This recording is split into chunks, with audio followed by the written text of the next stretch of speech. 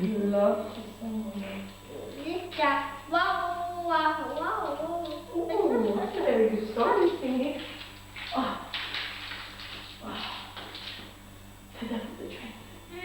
Oh, come on, boy, Roman. Because you asked for it. So. Bonjour tout le monde, aujourd'hui je vais vous parler d'un sujet très important. Parents, ne donnez pas toujours à vos enfants ce qu'ils souhaitent. C'est très important.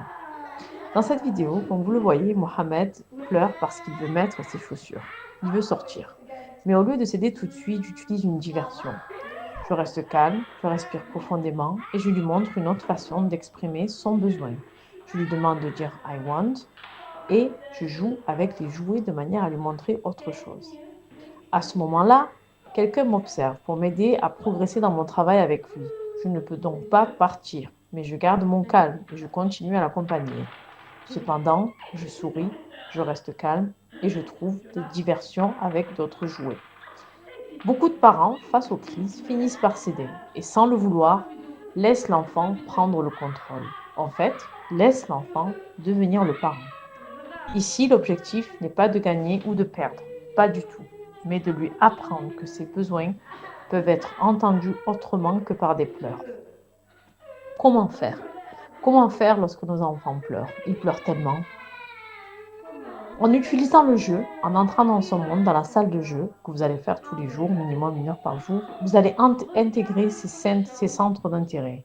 Plus vous allez rentrer dans votre jeu, dans son jeu, dans la salle de jeu, plus vous allez jouer avec votre enfant dans un espace dédié pour lui, plus il sera capable de vous écouter dans les autres situations.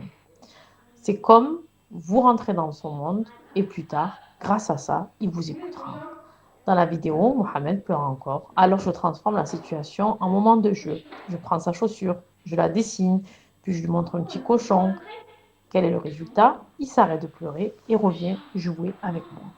Les pleurs sont une forme de communication, oui, mais si nous donnons toujours ce qu'ils veulent à nos enfants à ce moment-là, ils n'apprennent jamais l'importance de la communication sociale, celle où on doit jouer, montrer du doigt, expliquer ou utiliser du visuel. Le visuel est très important pour nos enfants.